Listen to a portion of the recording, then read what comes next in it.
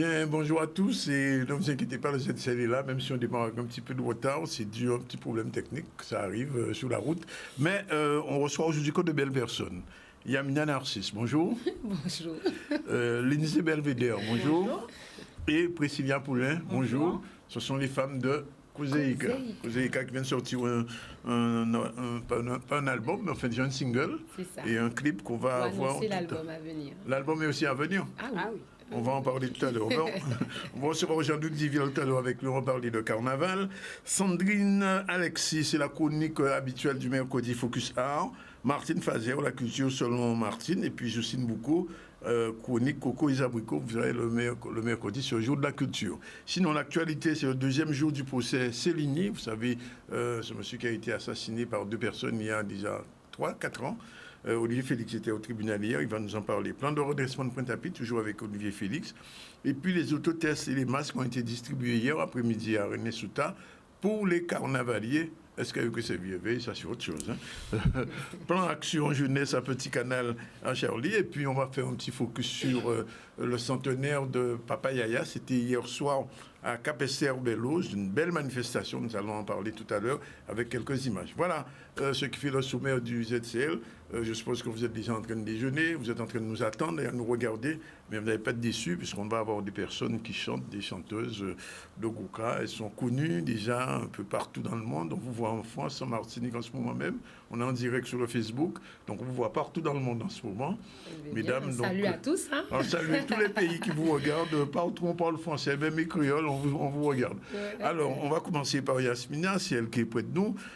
Alors, comment Kozeïka, ça a commencé? Est-ce que vous vous souvenez de ça? Mon aventure à moi avec Kozeïka ou oui. Kozeïka? Votre aventure avec Kozeïka, bien sûr. D'accord. Dominique m'a déjà tout dit, donc je sais. C'est vrai, on le salue d'ailleurs. Oui. Donc c'est vrai que nous sommes 3 sur le plateau. Oui, il est là avec nous. C'est notre Charlie à nous, Dominique. Oui. Voilà, nous sommes 3 présentes, mais c'est vrai qu'on est beaucoup plus nombreuses. Vous êtes combien au total? Voilà, au moins une petite vingtaine.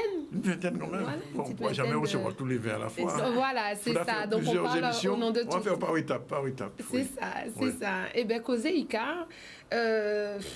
Alors moi, c'est une aventure un petit peu, je veux dire, c'est grâce à un très bon musicien, un très bon ami aussi, Freddy Marshall. Ah, je connais très bien aussi. Oui, avec qui je travaillais un moment. Et puis lui, il m'a dit, tiens, Yam, parce on m'appelle Yam, tiens, ça va te faire un petit tremplin, vas-y, profite. Il m'a fait la connexion avec Dominique Florentine et Kozeïka. Oui. Et donc depuis, on l'a, on piqué la gueule. On payait la gueule. Alors, on va poser la même question à Lindsay. Mais alors moi, ça a été un peu par hasard. C'est Kozeïka, c'est un groupe que je regardais avec beaucoup d'admiration. Oui. Et donc du coup, moi, j'ai commencé déjà l'instrument chez Akiyo en tant que débutante. Et c'est là que 2 jeunes de Kozeïka m'ont abordé et m'ont proposé cette aventure qui a commencé en quelle année? Il y a 2 ans. 2 ans? Donc, il y a 2 ans de Kozeïka. 2 ans de Kozeïka. Ouais. Donc, je suis rentrée en 2020. Ouais. Voilà, mars 2020. Ouais. Et Yam en piqué, laissé à vous. Vous payez la gueule. Ça, vous payez la gueule. Lindsay, alors, Lindsay. C'est ça. Alors, moi, c'est Priscilla. Oui, Priscilla, pardon, Lindsay. C'est ça. Oui. Moi, je suis rentrée quelques temps après Lindsay, complètement par hasard aussi. Je faisais déjà partie d'un groupe à Pau. Oui, je sais. Et je chantais un petit peu et du coup il manquait des effectifs à ce moment-là parce qu'il y avait des gens aussi le groupe se renouvelle chaque année. Tout à fait. C'est bien. Et du coup j'ai eu l'opportunité de rencontrer Do. C'est vrai que moi quand j'ai commencé je n'avais jamais touché un tambour chant. Je savais chanter mais je ne jouais pas. Je jouais du chacha à MKM par exemple. et donc voilà, l'aventure a commencé il y a de cela, ça va faire 2 ans maintenant. 2 ans maintenant. C'est ça. Presque avec le Covid alors. Et bien presque avec le Covid. On a eu le temps de faire des belles choses avant que ça s'annonce. Et en fait assez rapidement, c'est vrai que les choses ont... Alors, d'après ce que je sais, toutes les 3, vous êtes dans des groupes de carnaval. Ah oui. Ah oui, en plus de Kozeïka. Oui, alors, tout à fait. Alors moi, c'est Akiyo. Akiyo, oui. Voilà, c'est là que j'ai commencé à toucher mon premier tambour. Oui. Moi, donc MKM. Oui. Alors, moi, à pas un groupe carnaval, c'est Ah, un ouais, donc, mouvement bon, culturel, c'est c'est Mascaclé. vrai. Mascaclé. Alors, je ne sais pas bien, on dit bien que ce n'est pas des groupes carnaval, mais on fait pendant carnaval, il y a quoi vous êtes quand même. Hein? C'est patron de Massacré non, à était période là, chez- mais à pas définition, nous. Non, ça ne va pas seul, à pas seul Kakio non plus, il a dit ça Ouais. aussi. Non, c'est ça, Ouais. ça clair. En tout En cas, fait- pour Evine, excusez-moi, à question là, tu as posé là, en qui genre aventure à cause qui a démarré, nous parler des aventures nous individuelles, personnelles, mais ça a fait moi, on peut pas citer ça, hein, le fait que Causé qui a démarré comme ça aussi, Oui. hein, parce qu'à chaque fois tu ni pause dans des groupes à masse, les différents groupes à masse, et ben madame toujours t'es prend les tambours puis yopé ça jouer et puis Dominique Florentine qui c'est directeur artistique en nous, et ben lui là voyez observer ça et dit ah ouais non bita fait là elle les madame et c'est comme ça partit. Oui, Voilà, ça, il ça, rassemblait des trois madames et puis donc c'est toujours des rencontres, des échanges qui a fait Mais à après. part qui t'en vous avez joué en tant que madame, ni d'autres instruments quand même. Oui, Ni oui. piano, ni enfin ni synthé. Ni instrument harmonique, guitare, oui, ni moun guitare. ka chanter, moun ka Moun ka danser, moun ka fôter, moun ka Ka porter porter mon mon nez. Non, non, mais Et nous très polyvalentes. Vous êtes très polyvalent? Oui, oui, oui. Chaque monde pas gens qui a fait un seul bit. Alors, vous, quoi faites vous, à part chanter? Ben, à part chanter, ben, on a joué différents tambours. Donc, après, à cause on a joué des trois instruments, mais à d'autres côtés, on a joué d'autres instruments aussi. Ah, moi, je Donc, donne. on a Vous êtes joué- musicien, vous sont musiciens. Oui, oui, oui. Oui, sous ces hommes, il y a un Freddy Marshall, On vous pouvez fait, donner. on fait études à musique aussi. Vous faites donc études à c'est vrai musique que- aussi? Oui, oui, Ouais. oui. Ah bon? Donc tambour, chant, tambour aigu. Nous avec Priscilla, nous avons chanté aussi en lead. Bon, même si une idée d'expérience, mais Expérience à belle. ouais, pour l'INSEE, là, c'est chef d'orchestre en nous. Là, Ah bon, il a manié bois fouillé là, plus que bien. Ah bon? Ça ne demande pas si j'ai dit Dominique, tu as vu les petits instruments. Ah, mais si, il faut nous récupérer. Nous ni ça. Nous te font dit live. Ni ça qu'il faut, hein, s'il Non, faut. ni ça qu'il faut, on va dire là. Oui. Avec tout à l'heure, à la pause, au cas où nous faisons un petit son parce qu'on ne peut pas venir là comme ça. Alors, nous, quand on passe si clip là paraît, nous, quand on regarde des petits points, nouveaux morceaux là. Qui est un morceau là? Songez. Songez. Songez non, aïe. Songez. Ah oui. Là, non, c'est Songez, on ne peut pas oublier ça. On ne peut pas oublier ça, Yasmine. Mais non, on ne peut pas oublier ça. Alors, nous, quand on regarde Songez, un petit freezer à Songez.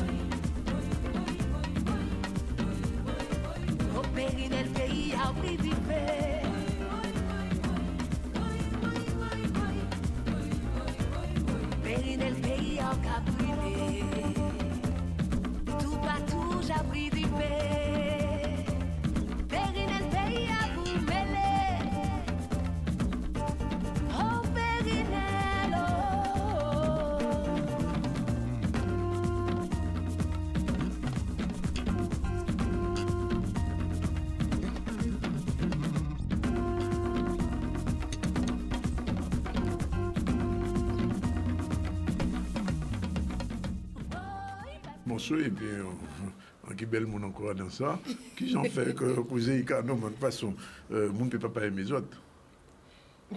Non. Vous savez les goûts et les couleurs. Ah non mais là les goûts si on monde qui dit pas aimer cousin ben c'est qu'il pas aimer musique hein. Après, c'est des bitins que nous avons respecter aussi. Hein. Oui. Nous pas ni prétention à plaire à tout le monde, mais au moins à essayer de plaire au maximum. Non, groupe là, moi tout ça, en vrai, j'ai tenu très longtemps, on passe à ces autres opportunités là, mais en vrai, groupe là, quelques années, on fait dans une boîte à Gouzier, et quand il va dire, il a bon moyen. Ah, il a parlé toujours? Ah, il a bon moyen toujours. Non, c'est vrai, il a bon moyen toujours, parce qu'en fait, j'ai un talent en tant que musicien. Johnny Belleté en tant que femme, ils ont un bon feeling en plus. Donc, non, mais c'est vrai, à part, il y a certains gens qui ont regardé là actuellement, là, les gens qui ont regardé tout partout, comme des quittants causés, qui sont scènes pour les autres. Parce que c'est ça, parce qu'avec la pandémie là, avec les affaires, il y a des gens qui ont vu musiciens, les musiciennes, mais un groupe comme ça, c'est évident. Alors, il y a vous qui sont plus anciens que les autres. Quels sont les premiers côtés qu'on passe sur scène? Quels sont ça toujours? Oui. Alors, moi, quand j'ai au commencement, moi, là, débarqué à Kozeïka, c'était Tchak Boom. Premier jour, là, arrivé là, mais vraiment, premier jour là, pas tenir à faire à répétition, tout ça. Ah bon? Premier jour là, Dominique invité moi à Kassonger, tout ça, toujours à Chazo, dans, ça va en haut à la bibliothèque là. Ah oui, ouais. Il y a une prestation là, on pas te connaître chorégraphie, on pas te connaître rien.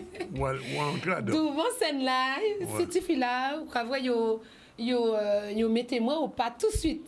C'était pas c'était rentré après comme voilà où on déjà une notion à musique tout ça rythmique donc on va rentrer et puis yo ka marcher yo ka danser en même temps faut suivre là on sentit ça la canter ça marque moi parce que oui nous assurer pour monde pas vrai que c'était premier pas en moi vraiment et donc ça t'est bien.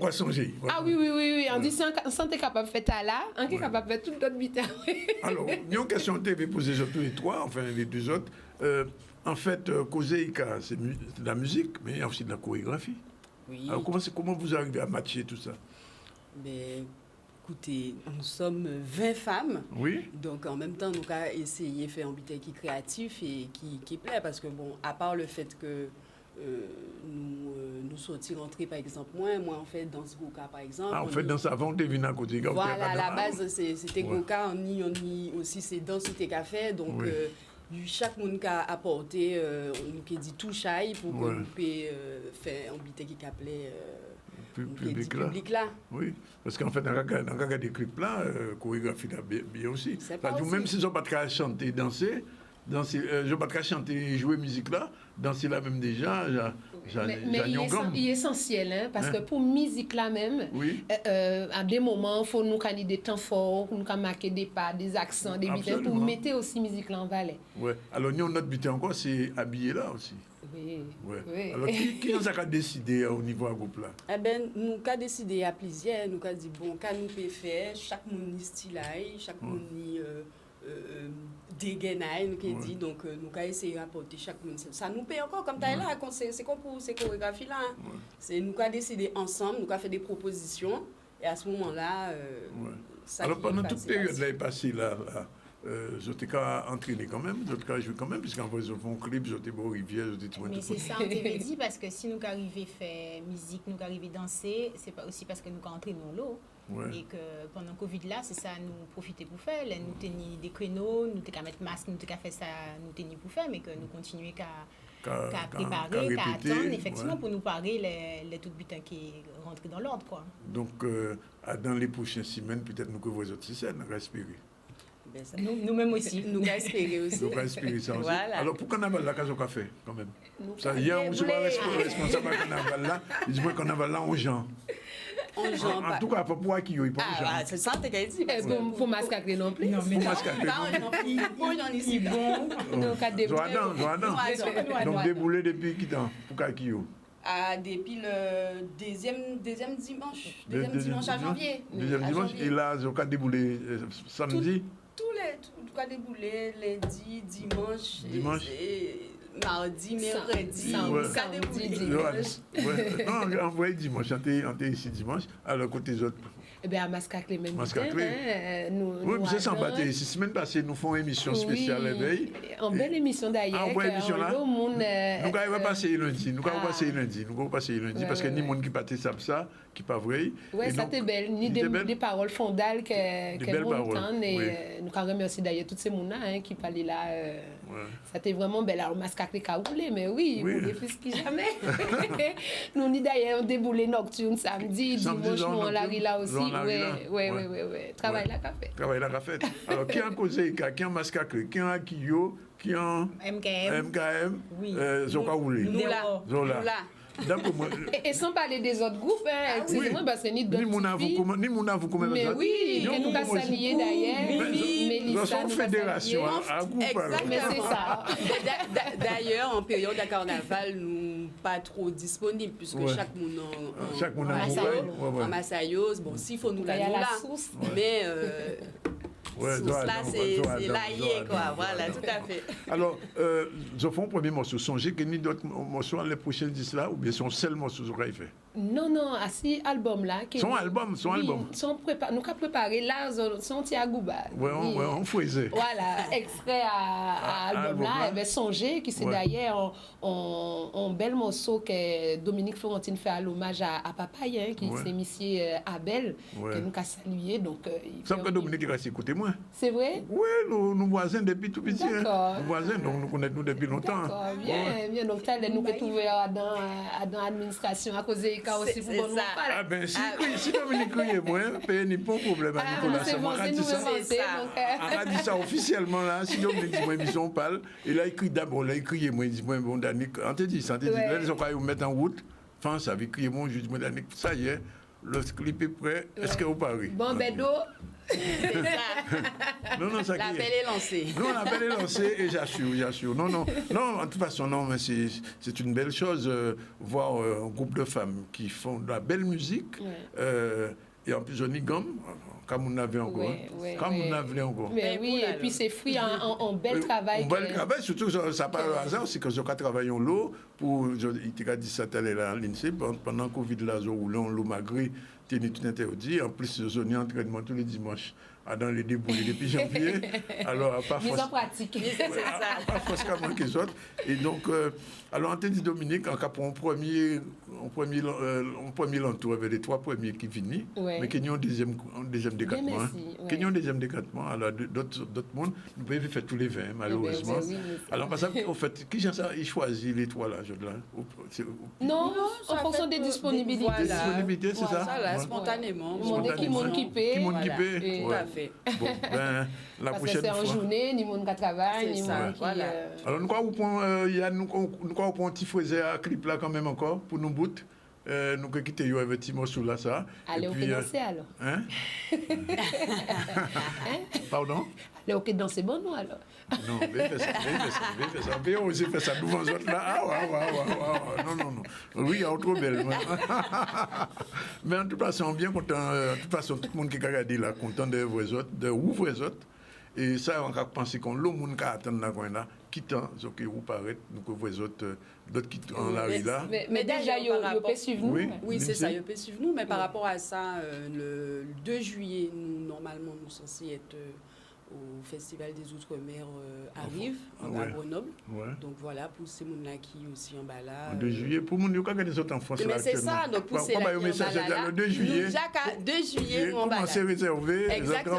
Et nous avons dit pareil aussi parce que probablement au niveau à mi-carême, nous qui participons au projet à masterclass, nous faisons tout le monde qui a envie de toucher tambour là, toute madame, nous dit principalement, qui a envie de toucher aussi, fait un coup, et bien, vous pouvez venir profiter avec nous. Tout à fait. Bon, Yasmina, Fanny est ça, mais bon, si vous voulez. Bon. Yamina, c'est Yamina, pas Yasmina, c'est Yamina, donc c'est Yamina, l'INSEE, merci les Vignazot. Merci pour et puis continuez pour la Guadeloupe, pour musique à femme, et puis pour Zéika, et nous avons bouté un petit frisé à clip là en dernière fois. Voilà. Merci tout le monde qui a suivi nous. Ah ouais, je vois sur Facebook, Instagram et compagnie. Exactement. Oui, on va imaginer ça aussi. Merci.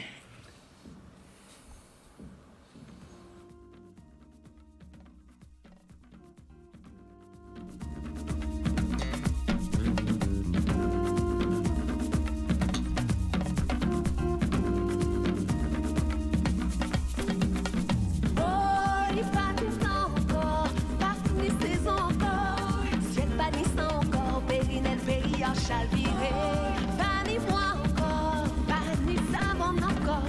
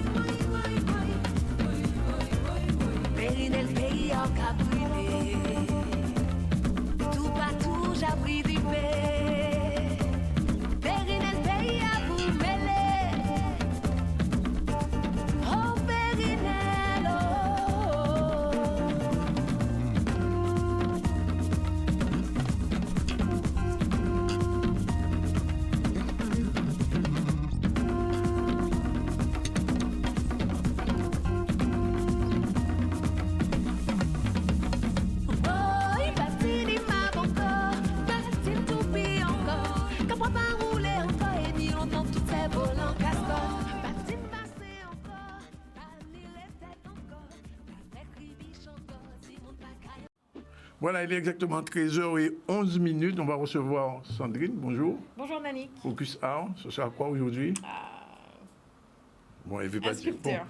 Coucou Isabrico, bonjour Jocelyne. Bonjour Danick, bonjour Sandrine. Ça va être quoi le sujet? Ah, quelque chose de très vibrant. Très vibrant? Bon, on verra ça tout à l'heure. Mais je sais pas, je vais découvrir. Bon, on va revenir à quelque chose de plus vivant, puisque c'était hier soir, je vous l'ai dit, l'anniversaire, le centenaire même de Gérard Lauriette, Papa Yaya comme on l'appelait. Et donc la mairie de Cap-Estir avait organisé une grosse manifestation avec la famille, bien sûr, puisqu'on voit l'une des filles de Papa Yaya, l'un de ses fils aussi. Ils sont venus là, mais pas que. Il y avait plein de personnalités qui sont venues rendre hommage à Gérard Lauriette. Alors, je le dis bien, c'est une manifestation organisée par une association qui s'appelle Aigle et aussi par la municipalité de Cap-Estir-Bello. Alors, ils étaient venus ici, on se souvient, avec M. Turlet.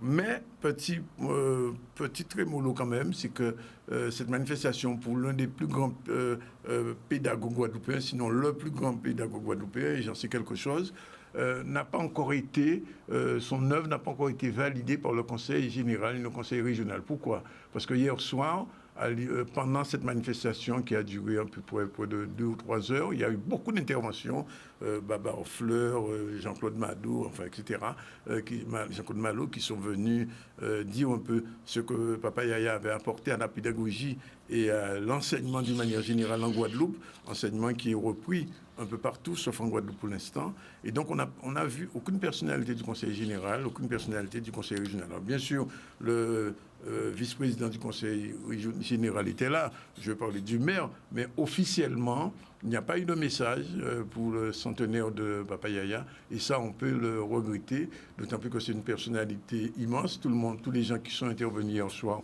l'ont dit, l'ont signalé, et donc peut-être qu'il y aura une séance, comme on dit, une séance de rattrapage, puisque la manifestation du centenaire a commencé hier soir, et ça va se prolonger jusqu'à l'année prochaine. Comme c'est une année lauréate, alors on espère que le Conseil général et le Conseil régional ont porté en œuvre pour porter en force pour Papa Yaya, surtout pour permettre que son œuvre se développe et qu'on utilise la pédagogie de Papa Yaya dans les écoles guadeloupéennes. Voilà, il fallait le dire et nous dire. Sinon, eh bien, on revient à la politique, au procès Céline. C'est un procès qui a commencé depuis déjà 2 jours. Et hier, Olivier Félix est rendu au tribunal. Résultat, les courses, on n'a pas encore tout le décattement du procès, mais enfin, ce sont des choses qui seront très compliquées, puis ce sont des assises. Olivier Félix, reportage, on regarde. Assez rapidement, comme il a été dit lors des débats, mon client s'est rendu compte qu'il ne pouvait plus tenir dans cette position, que ça faisait plus de 20 jours que cette personne avait disparu, qu'avait été tuée, et qu'au moment où il devait être entendu lors de la garde à vue, il n'en pouvait plus. Donc il est clair que c'était évident qu'à un moment donné, et sans trop tarder, qu'il donnerait la véritable version. Tout cela est cohérent et on le comprend bien, surtout lorsqu'on a été présent lors de la reconstitution où tout ce qu'il disait semblait véritablement collé à la réalité. Donc me concernant, je n'ai aucun doute sur les propos de mon client, sur son discours. Je sais qu'il voulait simplement faire au mieux, car le but, et ça il l'a compris depuis longtemps, il fallait absolument soulager la famille. Et la meilleure façon qu'il lui restait de le faire, là désormais, c'était de dire la vérité. En tout cas, c'est ce qu'il avait promis dans ses propos introductifs. Il a été à la hauteur. En tout cas, c'est cohérent par rapport à tout l'ensemble de ses déclarations. Et c'est vrai que cette journée a été intense parce qu'on a d'abord ce matin abordé les personnalités de M. Blocaille, mais aussi de l'accusé principal, donc l'escroc, la manipulatrice, en tout cas, les superlatifs ne manqueront pas dans le côté négatif pour Mme Florence Jérémy. Nous avons en tout cas tenté avec les experts, avec aussi les déclarations de chacun, de pouvoir un peu mieux cerner à la fois donc cette Florence Jérémy, cette locataire un peu malheureuse, à dire ex ou futur propriétaire, et aussi Laurent Blocaille. Mon Dieu, j'ai envie de vous dire, l'emprise qu'elle avait sur lui, c'est l'emprise qu'elle a eue sur la douzaine de personnes qui a défilé depuis hier pour pouvoir donner leur version sur la manière dont ils se sont fait avoir. Donc, il n'y a pas de scénario différent. Tout est appliqué exactement de la même façon. C'est juste les gens qui changent. Donc, elle a cette facilité, cette capacité de pouvoir emmener les gens là où elle veut. Et c'est exactement ce qui s'est passé avec Laurent.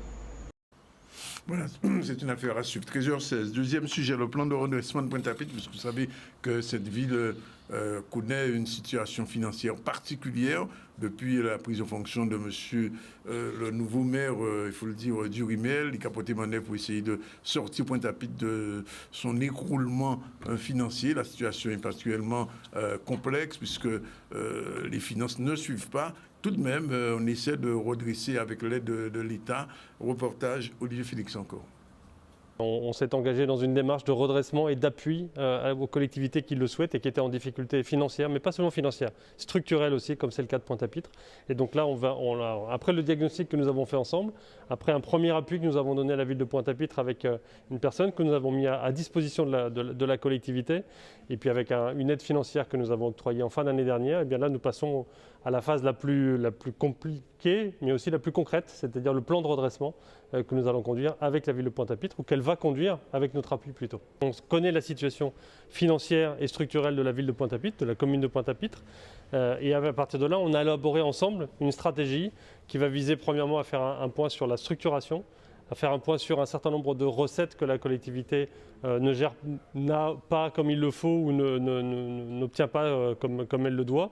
Il y a un certain nombre d'éléments de patrimoine de la commune qu'elle doit céder aussi, puisque ça va lui permettre de retrouver une certaine capacité financière. Et puis on l'appuiera avec une subvention exceptionnelle de 840 000 € par an, comme on l'a déjà fait l'an dernier. On le fera cette année et on le fera l'année prochaine si la commune suit ses engagements. Voilà, c'est un ensemble en fait. Vous voyez, c'est pas seulement un appui financier. On a déjà essayé dans le passé de faire juste un appui financier, ça s'appelait les plans cocardes. Les plans cocardes, ça a marché 1 an et puis après on s'est aperçu que les communes, si elles ne restructuraient pas leur niveau budgétaire, ne parvenaient pas à se redresser. On ne me demande pas de faire mes preuves seul, parce que des fois on vous met au défi de faire vos preuves, mais on ne vous aide pas. Là, l'État nous dit qu'il faut que le Pointe-à-Pitre revienne à l'équilibre. Nous, on vous aide, mais vous aussi, voilà les contraintes. Réduire la masse salariale, tout en reconnaissant le besoin pour Pointe-à-Pitre de renforcer son encadrement, puisque c'est une ville qui a 98% de catégorie C. Donc on a besoin d'encadrement, puisque quand il n'y a pas de guide, quand il n'y a pas de manager, les services sont un peu livrés à eux-mêmes. Donc on nous aide, on nous donne les outils parce qu'on nous prête une assistance technique. On a déjà Madame Emmanuel pour les finances. L'État va nous prêter au niveau de la direction générale des services encore quelqu'un qui viendra pour réorganiser les services et remettre le goût du travail et sortir d'une certaine inertie.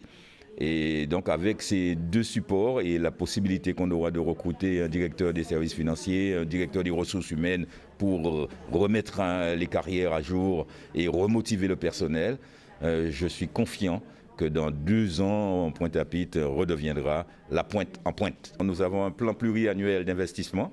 Ce plan pluriannuel a sélectionné les investissements urgents, prioritaires, et qui concernent les écoles, la voie publique, les trottoirs, l'état des bâtiments et monuments qui sont protégés. Et donc la Renaissance à côté de Cap Excellence, la place de la Victoire, l'espace, le complexe sportif Michel Benjamin qui a besoin d'être clôturé, protégé. Il y a beaucoup à faire à Pointe-à-Pitre, mais on ne peut pas dépenser de l'argent qu'on n'a pas. Donc il faut que nous puissions à la fois dégager un peu d'autofinancement pour pouvoir bénéficier de l'aide que propose l'État. Cette aide est conséquente, mais nous devons aussi compter sur nous-mêmes. Et ça passe par une gestion rigoureuse. Et ça, je n'ai pas de problème. J'ai été DGS dans une vie antérieure. Et je sais que pour redresser une ville, une collectivité, il faut de la rigueur. Il faut certainement être généreux quand on peut, mais on ne peut pas faire de chèque sans provision. Bien, rendez-vous dans 2 ans, c'est ce qu'il a dit pour le redressement de Pointe-à-Pitre. On va quitter le domaine politique, on va rentrer dans le domaine artistique, puisque j'ai dit le mercredi, c'est le jour de la culture. Et on va reprendre la main avec notre chère Sandrine. Alors, Sandrine, le focus aujourd'hui, j'ai posé la question tout à l'heure de quoi on se parle. Jusqu'à maintenant, mystère Goldogom. Non, bon, ça ne sera pas un grand mystère. Hein.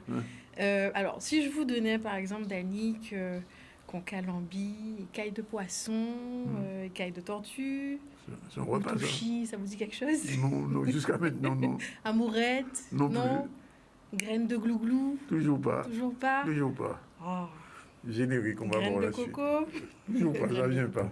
Allez, c'est parti pour le focus art de ce mercredi.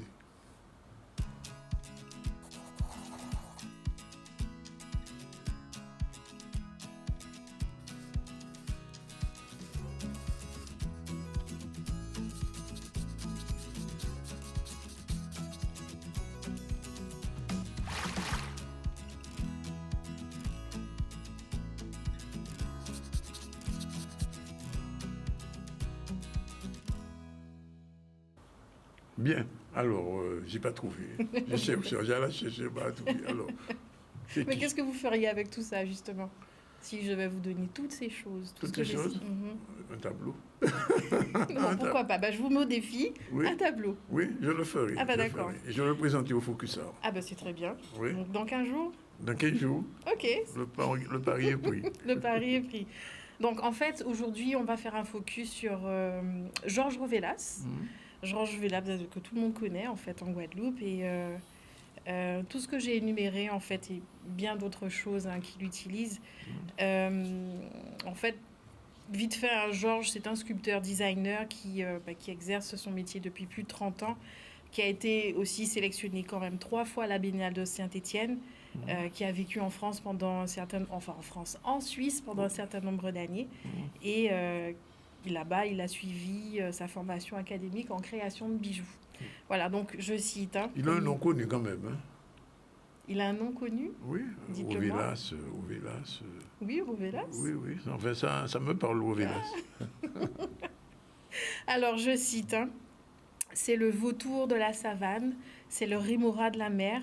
Donc, il soutire dans son environnement les matériaux qui sont délaissés pour en faire un usage précieux et noble. Ça vous parle? Oui, là, je commence à un petit peu être un peu plus clair. Ok, mais je ne vais pas en dire plus. Je préfère à la limite qu'on puisse découvrir son portrait en images. C'était où? C'était chez lui, dans son atelier à Petit-Bourg. À Petit-Bourg. On y va.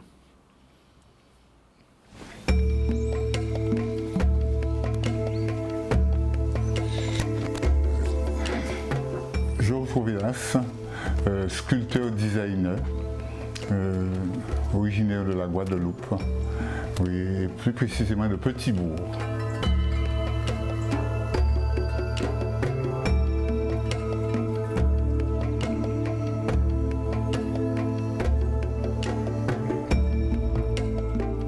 J'exerce cette discipline de sculpteur-designer depuis environ 30 ans, enfin plus de 30 ans en Guadeloupe particulièrement. Je l'ai exercé ailleurs, c'est-à-dire en Suisse où j'ai vécu, où j'ai fait mes formations pendant de nombreuses années, mais c'est ici que j'ai réellement plaisir et je trouve du sens à mes connaissances, parce que je peux le partager, je peux œuvrer dans mon espace avec les éléments de mon espace, de mon macrocosme. Et puis je dirais d'autre part, ce qui m'intéresse beaucoup, c'est de pouvoir m'exprimer avec nos choses, les choses qui constituent qui représentent les 3 règnes de mon espace, le règne végétal, le règne animal, le règne minéral.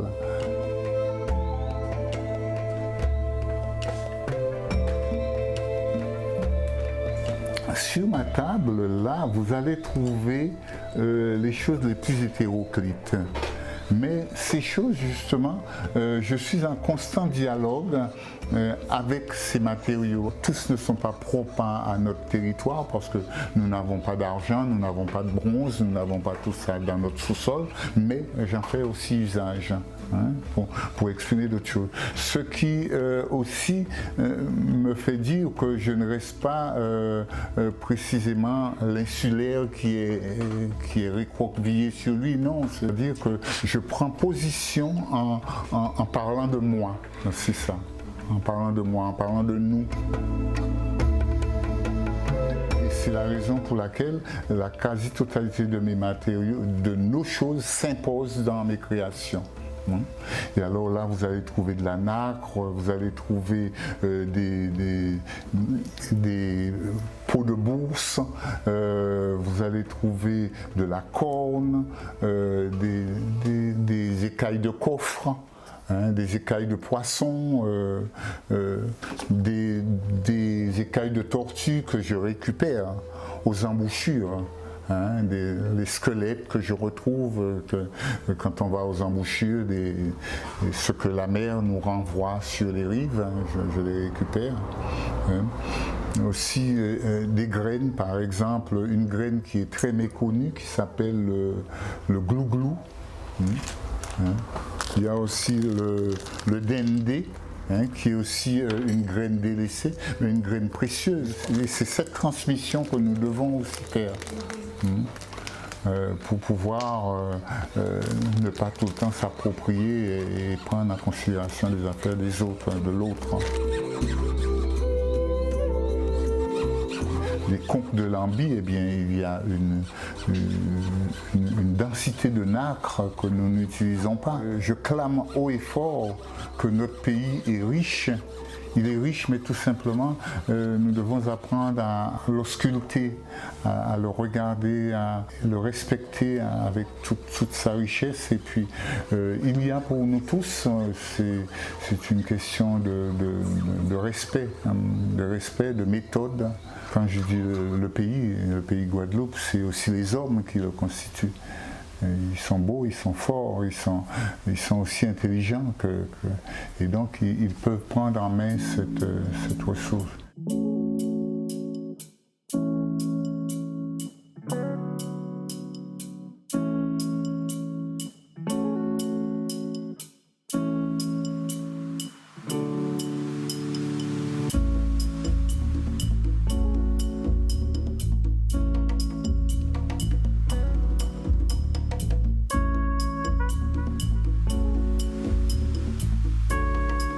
Je voudrais connaître mon ombre et ma lumière pour qu'enfin je sois un tout.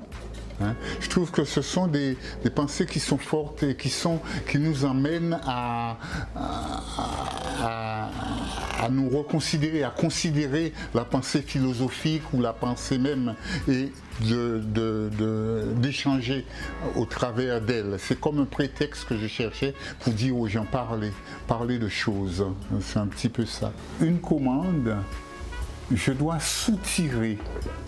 J'ai envie de soutirer de la personne ses impressions, ses affinités, pour pouvoir lui procurer une réalisation, une œuvre qui vraiment soit en concordance avec elle. Cette personne-là, c'est ça. Sinon, la personne peut arriver et me dire « Ah, ça, celui-là me plaît », mais c'est un choix. Il est décisionnel de la personne. Mais une commande, j'aimerais savoir quelle couleur vous aimez, quelle symbolique que vous concevez au niveau des matériaux, des choses comme ça, des petites affinités où la personne va le bijou sera en relation direct avec la personne, c'est fait pour soi, c'est l'habit sur mesure.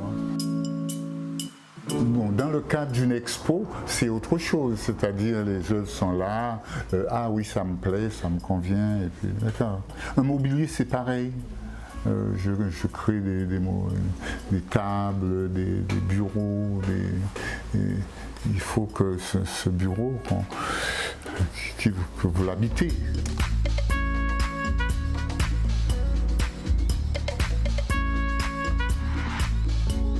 L'art doit contenir toutes ces valeurs, sinon on achète la chose qui est purement fonctionnelle, c'est ça. Et je me refuse à cette fonctionnalité, ce consumérisme-là.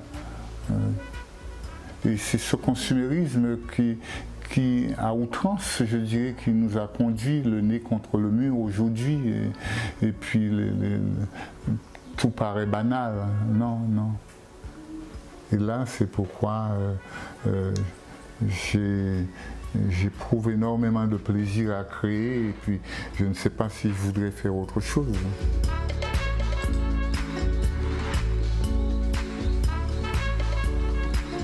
C'est au sein d'une association que j'ai mise sur pied il y a pas mal d'années, qui s'appelle Marronnage. Et marronner, c'est aussi justement sortir de cet académisme. Hein? Être soi, c'est vrai, ne pas attendre les choses de l'autre. Le beau, on peut le faire aussi ici. Hein? Et alors, c'est aussi ça marronner. L'essentiel, c'est d'insuffler du sens et du beau. C'est ça. Et alors, les personnes qui viennent, soit ce sont des personnes qui veulent complément, je dirais, plus riche à ce standard, et viennent et après apprivoisent les autres matériaux parce que c'est assez complexe. Ils font ce qui vit en eux. Ce qui vit en eux. Ils créent leur folie, c'est ça. Et avec une référence de biens, de matériaux beaucoup plus large, beaucoup plus riche. Et c'est ça.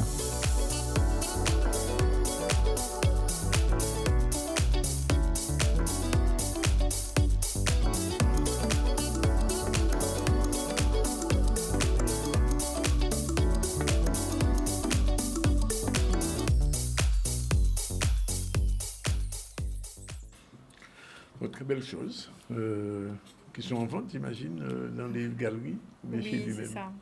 Alors c'est vraiment très très beau. Hein. Ouais. Donc on peut retrouver ces œuvres, ces sculptures, ces bijoux à la boutique Ladi Lila qui se trouve à Grand Camp derrière la Maïf. Ouais. Qu'est-ce que je pourrais dire de plus qu'en 2002, en tout cas cette année, il prépare une exposition européenne en Suisse. Et que prochainement, il nous prépare aussi une exposition collective avec beaucoup d'autres artistes. En Guadeloupe ? En Guadeloupe, voilà. Ouais. Au niveau de la transmission, il fait quelque chose quand même ? Eh ben, la transmission, c'est quelque chose qui est important pour lui. Pour lui, c'est une manière de sensibiliser, tous nous sensibiliser concernant le respect de toutes ces choses, c'est-à-dire tout ce qu'on a vu, tout ce qu'il nous a expliqué, coca-lambi, graines de gloubou, tout ce qui est autour de nous, voilà, pour en faire du beau. Donc en fait, la transmission, c'est quelque chose qui est vital pour lui, car pour lui, tout est précieux. Voilà. Pour nous, en tant que Guadeloupéens, tout devrait être précieux. Et si on apporte le meilleur, comme il le dit, si on apporte le meilleur à ces objets, eh bien, l'objet deviendra automatiquement précieux. D'où la beauté de tous ces beaux bijoux.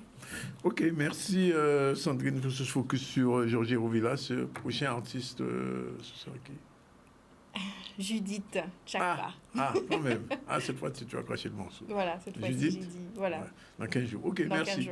15 jours. 13h34, deuxième pause. On se retrouve tout à l'heure avec une autre chroniqueuse, Coco et Zabrico. On parlera de choses qui bougent, c'est ça? Qui vibre. Qui vibrent. À tout à l'heure. On va vibrer avec elle. Good vibes. Voilà, il est 13h40. Martine est arrivée. Bonjour. Bonjour Danick, bonjour Jocelyne, tout le monde va bien? Oui, ça va. Et toi? Bon, mais alors je suis contente d'être là avec vous, comme d'habitude. Comme d'habitude. Bon, on se retrouve dans un petit instant. Le temps de faire un petit tour du côté du Coco et du Zabrico. Bonjour Jocelyne. Coco et Zabrico. Bonjour Danick. Ça va? Bonjour Martine, bonjour à tous les téléspectateurs de Canal 10, aux éditeurs de la C10FM et de RHT. Voilà, nos deux radios partenaires. Alors, de quoi on va parler aujourd'hui là, je peux le dire, de quelque chose, d'un instrument qui apporte beaucoup de bien-être, le vibromasseur. L'histoire et l'origine thérapeutique et médicale du vibromasseur. Alors, c'est parti, on va voir la petite histoire. Alors, comment ça commence? Mon générique? Oui, générique, bien sûr.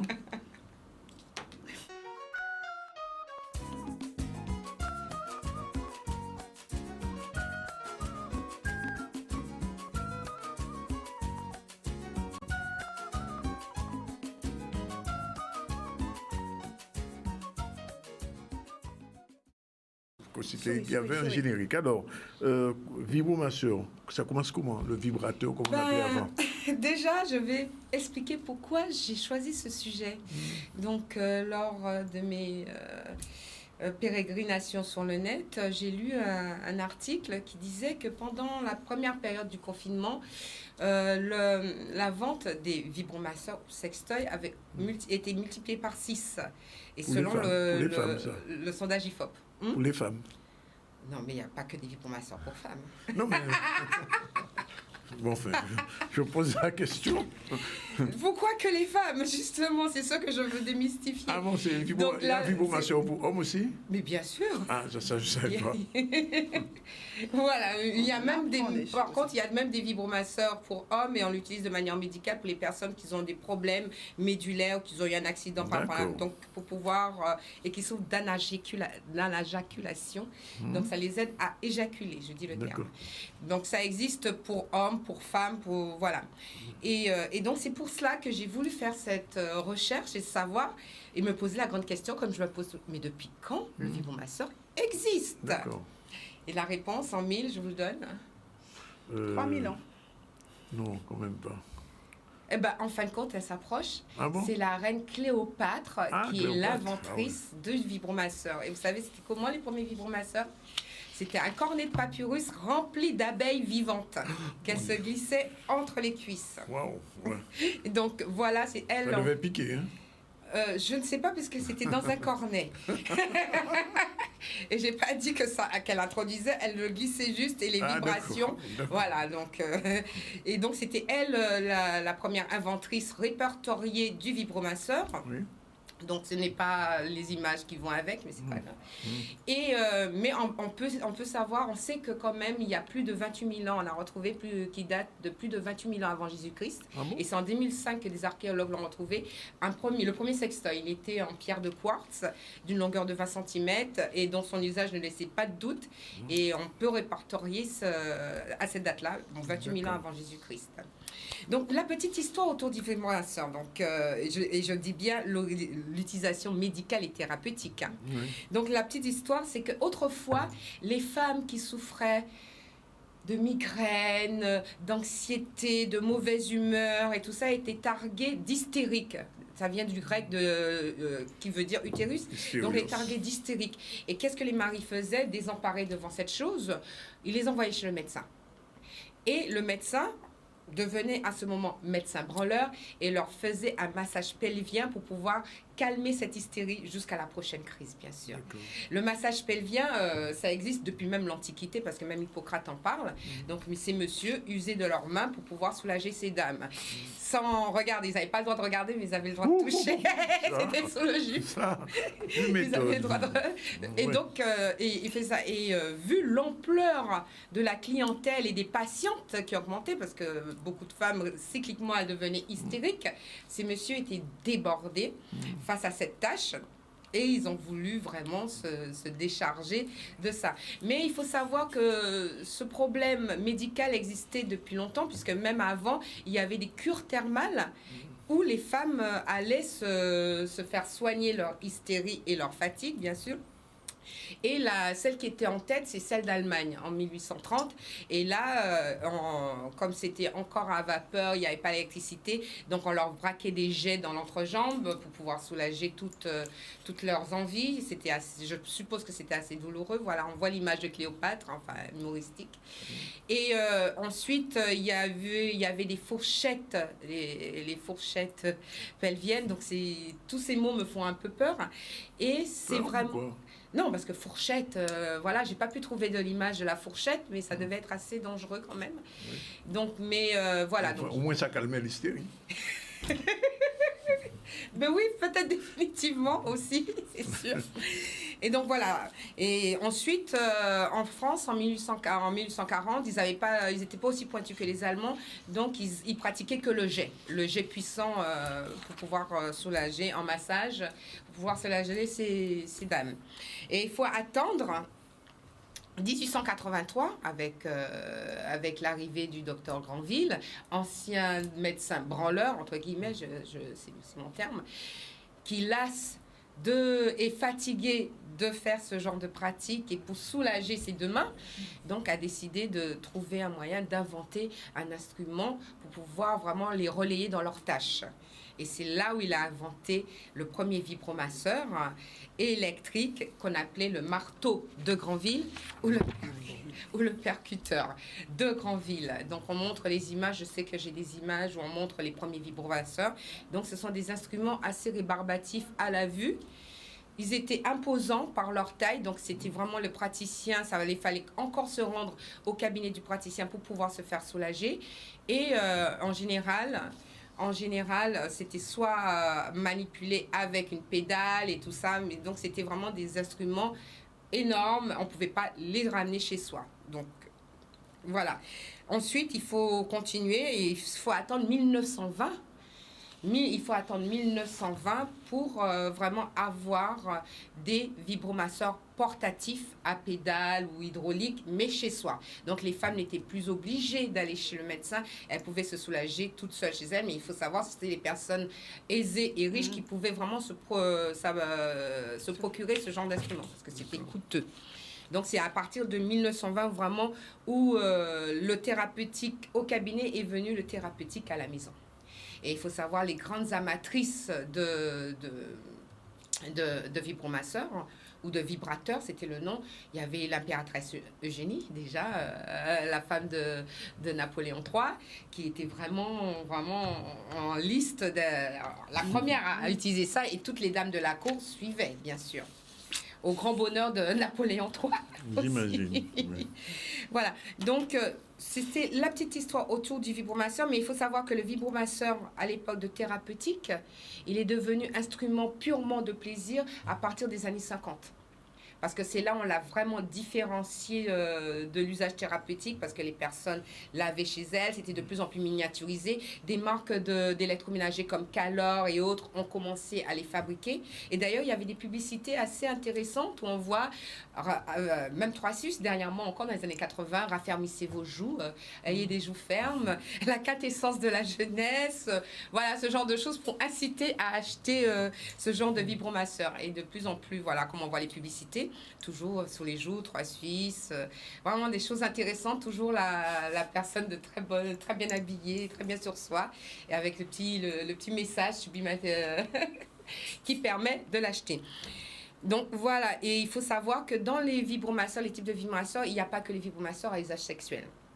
Dans cette catégorie rentrent maintenant les vibromasseurs à usage sexuel, mais aussi ceux qui sont amincissants anticellulite, qu'on utilise en institut ou chez soi-même pour retirer les capitons, et le massage musculaire. Et ça, le massage musculaire, en 1950, aux États-Unis, on l'utilisait pour les cyclistes, on l'utilisait dans les équipes de foot. Vraiment, c'était venu pour masser le corps. C'était vraiment le thérapeutique. Il faut savoir que maintenant, depuis les années 2000, la Food and Drugs a fait sortir, par contre, un vibromasseur érotique, mais à usage médical. C'est revenu. En 2005. Il est érotique, mais oui, ça veut dire que vraiment, c'était pour vraiment... Oui, ça veut dire que c'est les médecins qui le prescrivent. On va à la clinique se faire soigner. Et ça, c'est depuis 2000 et c'est la Food and Drugs. Et l'appareil s'appelle Eros Clitoral Therapy Device. D'accord. Et c'est... voilà, ça a été préconisé. Donc, c'est sorti du rang des médecins pour revenir maintenant une petite partie dans le truc. Maintenant, de nos jours, on trouve tout type de vibromasseur. D'ailleurs, j'ai des images très soft, c'est très joli, c'est même artistique, donc, et pour tout le monde, pour les hommes, pour les femmes, voilà, donc il y en a même à air pulsé, c'est-à-dire ça touche même pas la peau, ce sont les dernières nouveautés. Et il faut savoir que dernièrement, je regardais une émission sur M6, une dame, une Bretonne, elle a inventé un vibromasseur, elle s'appelle Marie Coracle, et elle en a vendu, elle cherchait d'ailleurs on voit son modèle, là, le modèle rose là, c'est le sien, et elle cherchait des investisseurs par rapport à ce vibromasseur, et elle en a vendu près de 5000 en espace de temps. Parce qu'avec le confinement, les gens étaient à la recherche de ça, parce qu'on s'ennuie chez soi. D'occupation, exactement comme tu dis, d'occupation. Donc voilà, ça a eu une augmentation et ça s'est démocratisé. Avant réservé aux 18-35 ans, maintenant ça va jusqu'aux seniors, on le trouve pour tout le monde, les couples, les célibataires, etc. Mais en parallèle de l'histoire du vibromasseur, comme bientôt c'est le 8 mars, la journée de la femme, je voulais parler de l'inventeur de la gynécologie moderne, le Dr Sims, qui n'est pas tout blanc, même s'il a inventé, il a contribué vraiment à notre bien-être maintenant qu'on accouche sans problème, etc. Mais vraiment, c'était un sinistre personnage. Pourquoi? Parce qu'au 19e siècle, le docteur Sims, je disais tout à l'heure que les médecins avaient le droit de toucher, mais n'avaient pas le droit de voir. Et c'était relégué aux sages-femmes, aux infirmières et pas aux médecins. Et lui, c'est le premier à avoir découvert la femme de manière pour qu'il puisse l'opérer et faire que la gynécologie devienne vraiment une pratique reconnue par la médecine. Et ça lui est arrivé, et d'ailleurs c'est lui l'inventeur du spéculum.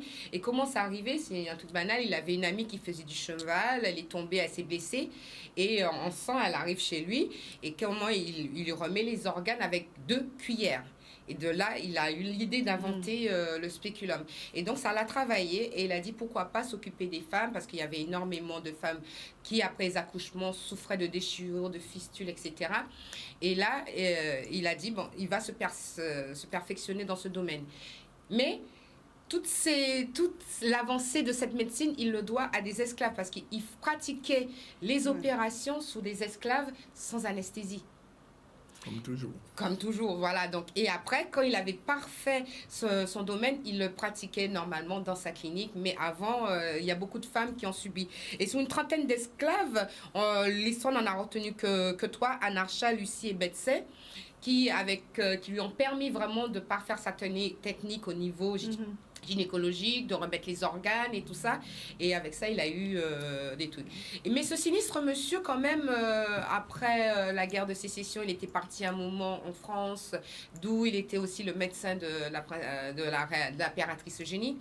Quand il est revenu, il y avait des hommes, des maris, qui se plaignaient de leurs femmes parce qu'elles étaient hystériques, ou bien pour se venger aussi parce qu'elles l'avaient trompé, ou bien parce qu'elles n'avaient pas ils lui demandaient de pratiquer l'excision. Donc l'excision n'est pas seulement en Afrique, en Amérique aussi, ce cher docteur Sims a pratiqué l'excision sur des femmes de manière arbitraire, et voilà, couper le clitoris, et les maris étaient contents et les femmes étaient malheureuses. Donc c'est vrai, même si c'est le mois prochain, je voulais vraiment souligner ce fait que des femmes ont souffert pour permettre l'avancée de la gynécologie, et même aussi le vibrateur et le vibromasseur. Les premiers n'étaient pas vraiment sympathiques. Je ne sais pas si on a bien vu les images des premiers vibromasseurs, mais c'est énorme. Il y a déjà, au début de l'électricité, il y avait des risques d'électrocution. Oui, on voit, ça ressemble à des perceuses, des trucs, le marteau de Granville, c'est énorme. Donc, c'était vraiment très douloureux. Ils ont perfectionné jusqu'à maintenant pour arriver maintenant, mais avant, c'était vraiment des machines très bizarre et très effrayante. Ensuite, à côté, on voit le film Oh My God qui est sorti dernièrement. On a pu le voir sur Arte et on peut le retrouver aussi sur le net. Oh My God, on tape et on le retrouve aussi. Donc voilà, c'était l'histoire. C'est pas de Dieu là. Le My God là, c'est Dieu, c'est pas Dieu là. Tout dépend, c'est juste l'intérêt, le jeu de mots. Oui, Oh my God. Mon God. Oui, bien sûr. Donc, ils ont joué sur le jeu de mots, bien sûr. Donc, voilà l'histoire vraiment simplifiée et du vibromasseur qui est intéressante, de thérapeutique, et comment elle est arrivée à notre usage de plaisir. Merci. Tout de suite, on passe du vibromasseur à la culture. En culture, bon, il y a Martine. Sur Martine. Le vibromasseur, c'est la culture aussi. Hein. Et donc, tout de suite, elle va nous dire un peu ce que va être le sommaire après le générique. C'est parti. Très joli.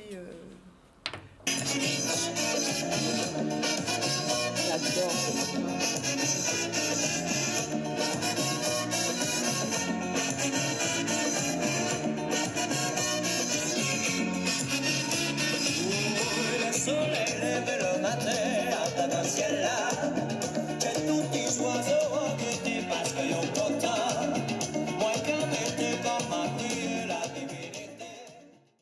Voilà, il est 13h55. Alors, Jean-Luc est déjà arrivé, mais avant Jean-Luc, il y a Martine. Martine, c'est parti. Non, on finira à 14h15 aujourd'hui. C'est prévu. Alors, vas-y.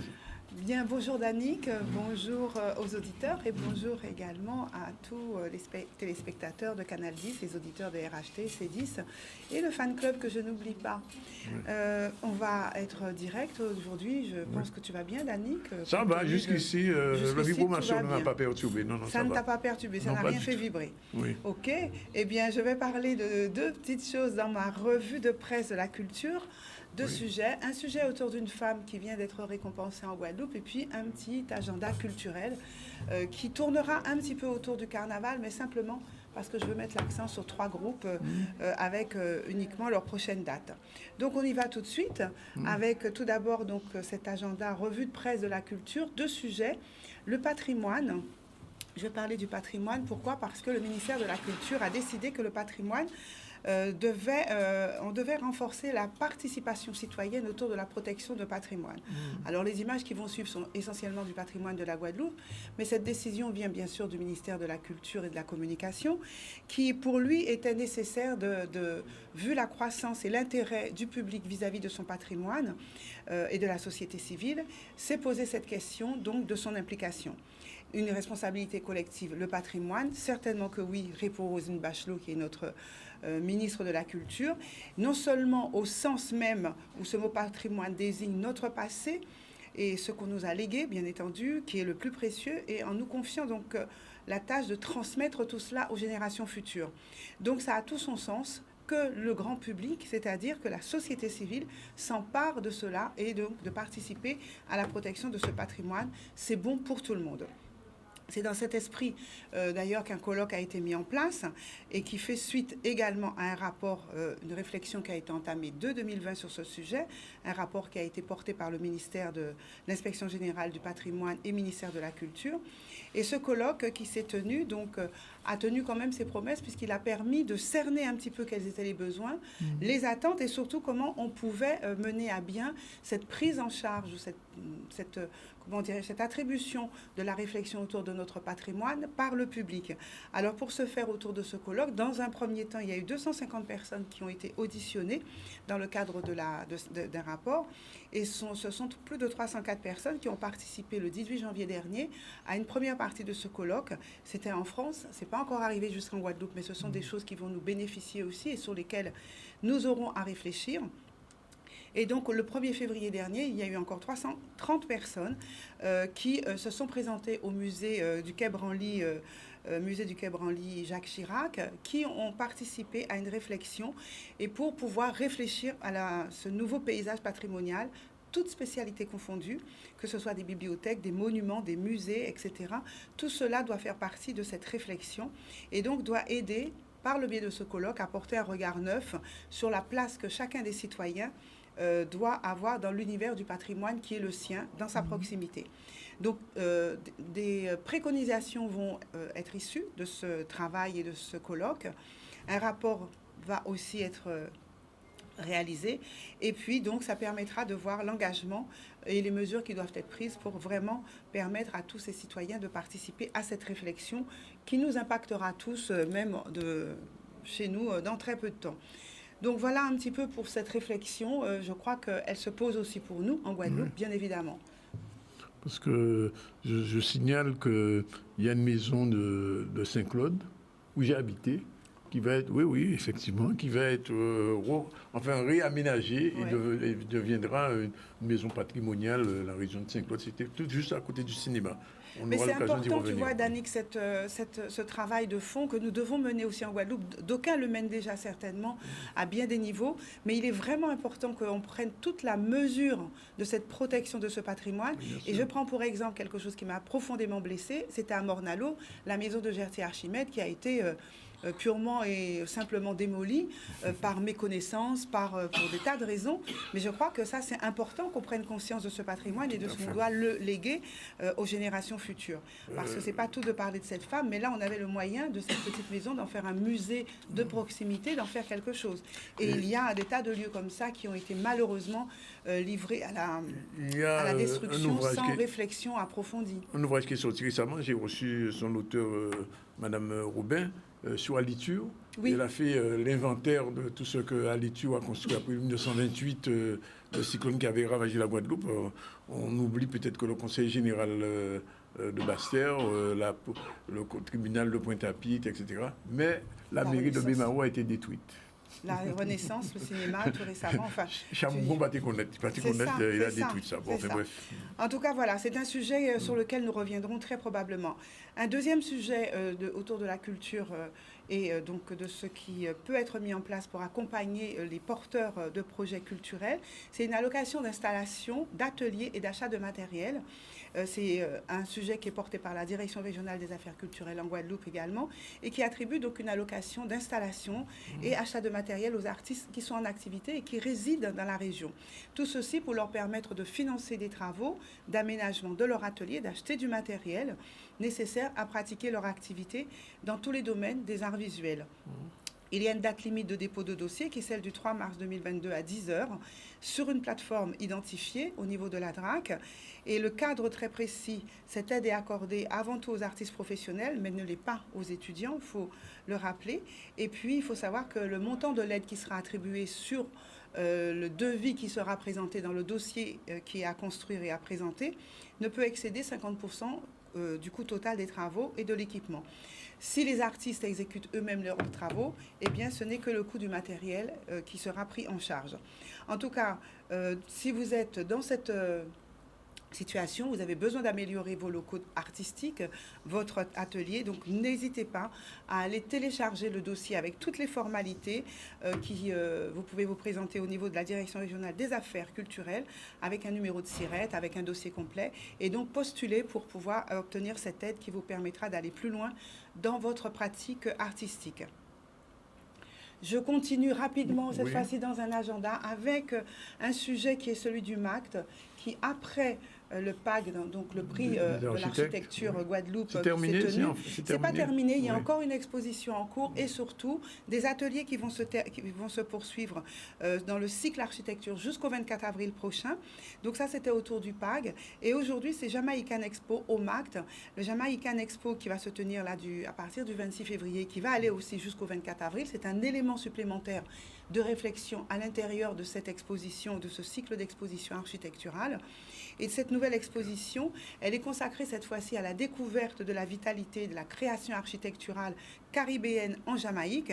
Et donc, on fait toute une rétrospective qui va mettre en scène des étudiants, les travaux d'étudiants de la Caribbean School of Architecture of Kingston avec l'architecture guadeloupéenne. Donc c'est une mise en perspective de l'ensemble de ces travaux et c'est l'un des architectes de Guadeloupe qui s'appelle Émile Romney qui est un peu, on va dire, à la tête de tout ça et qui le pilote depuis 2019 puisqu'il collabore avec cette institution donc, de la Jamaïque depuis cette période en qualité d'examinateur et donc les étudiants de l'architecture jamaïcaine vont démontrer au travers de cette exposition la vitalité de leur enseignement architectural caribéen.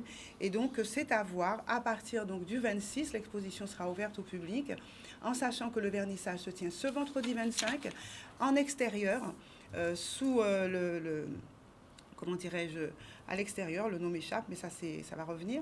Et donc, Madame Laurella Rinson, donc la directrice générale du MAC, invite la population à venir à ce vernissage, puisque c'est en dehors. C'est ce vendredi 25, je disais, et il y a une particularité, ça sera aussi l'inauguration du forum, un nouvel espace qu'on appelle tiers-lieu, qui est en dehors du MAC, mais à côté et en proximité et géré par, qui va permettre d'ouvrir un peu toute cette possibilité d'exposition, d'animation qui vont se tenir entre l'urbanité, la ruralité, mais également la proximité maritime.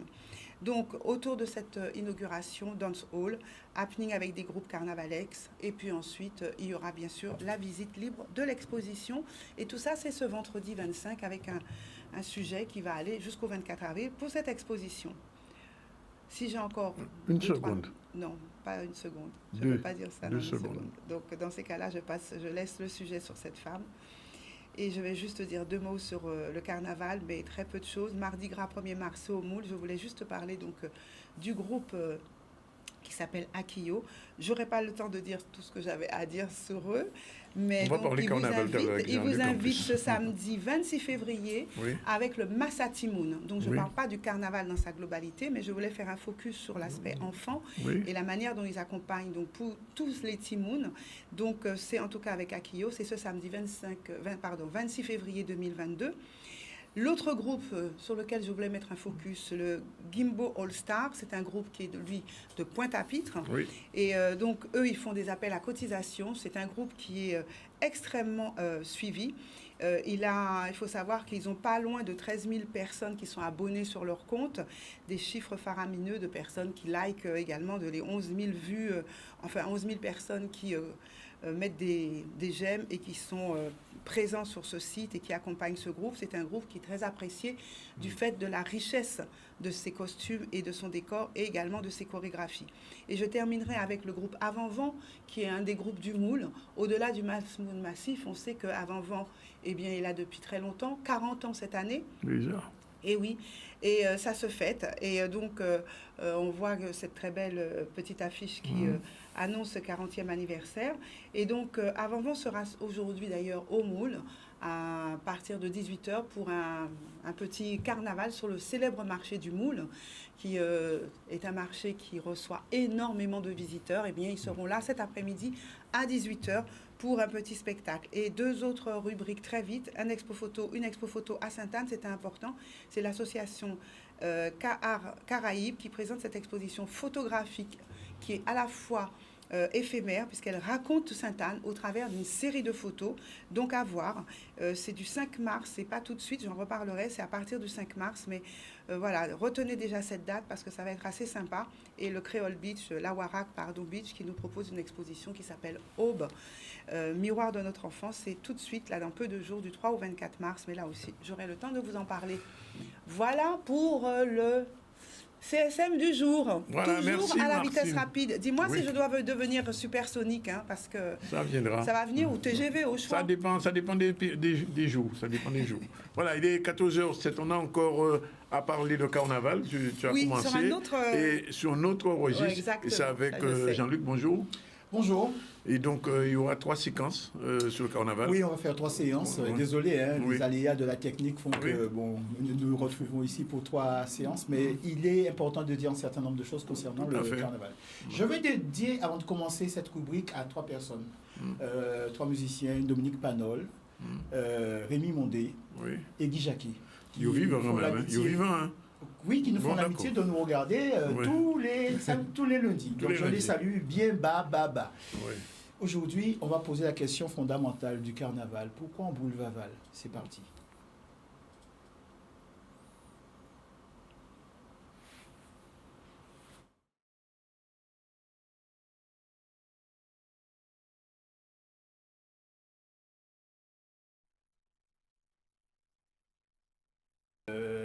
Connaît un triste sort chaque année, mais qui renaît de ses cendres, tel le phénix. Bon, il faut savoir que tous ces concepts, hein, même le phénix, ça vient de nos traditions.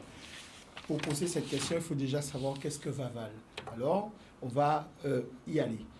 Vaval, disons que c'est un diminutif du mot carnaval, et c'est un personnage mythique, c'est un bois-bois, c'est-à-dire un pantin que l'on étraîne dans la ville assis sur un char. Il est souvent à l'effigie d'un individu, personnalité politique ou autre, dont l'action, eh bien, on découvre qu'à ce moment-là, que l'action a été néfaste et c'est une façon de crier son désavouement en le mettant à l'exergue comme ça. Ici, vous voyez que c'est la question de l'eau qui est présente. Et en fait, on le couvre d'injures. En fait, la population le charge de toutes ces récriminations. Il va passer dans toute la ville et il va connaître le sort que vous savez. Et donc, au soir du jour appelé mercredi des cendres, eh bien, la communauté le fait périr par immolation. Vaval meurt donc sur un bûcher. On va aller plus loin dans notre réflexion pour comprendre. Bois-bois, c'est un pantin, une marionnette à qui l'on attribue la ressemblance d'une personne. Mettre quelqu'un en bois-bois était autrefois une manière d'exorciser les conflits de voisinage. C'était un moyen d'invectiver l'autre. Souvent, quand on avait une voisine trop curieuse, qui avait les yeux qui penchaient un petit peu trop vers l'intérieur de la maison, de sa maison, ben, on faisait un bois-bois qui était censé symboliser la personne. Et quand elle regardait dans cette direction-là, eh bien, elle se voyait. C'était comme son miroir. Voilà. Mais ceci n'est pas sans nous rappeler le sarcophage. Parce que, en fait, vous savez bien qu'en Égypte, quand le corps a été traité et embaumé, eh bien, il est placé dans un cercueil qui est à l'effigie de la personne. Donc, c'est ceci, en fait, que vous devez comprendre sous les traits du Vaval. Donc, on va continuer pour dire que signifie bois-bois. Mais pour cela, on va remonter dans l'histoire, puisque M. Plutarque nous a laissé un texte. Pourquoi les Luperques sacrifient un chien? Ces Luperques, ce sont des personnes qui courent dans la ville un certain jour de fête appelé Lupercal. Ce sont des jeunes, hein, tous nus avec des braies seulement devant leur nature et ont des courroies de cuir en leurs mains dont ils frappent tout ce qu'ils rencontrent en leur chemin. Est-ce pour autant que ce qui se fait en toute cette cérémonie-là est une purification de la ville? Il pose la question. D'où vient qu'ils appellent le mois auquel elle se fait Féboiris et le jour Féboita, de ce mot Féboiré qui signifie purger, purifier. Rappelez-vous, je vous ai dit que depuis l'Égypte, c'est un temps de purification. Et c'est exactement dans ce sens que dépose Plutarque. Et les Grecs, presque tous universellement, immolent un chien pour victime en tous leurs sacrifices de purification, encore jusqu'aujourd'hui, et portent à Proserpine, qui n'est qu'une image d'Isis, entre autres offrandes de purification, des petits chiens, et essuient tout alentour avec des petits chiens ceux qui ont besoin d'être purifiés, appelant cette manière de purification périsyllacisme, ou bien que lupus signifie un loup, et lupercalia, la fête des loups.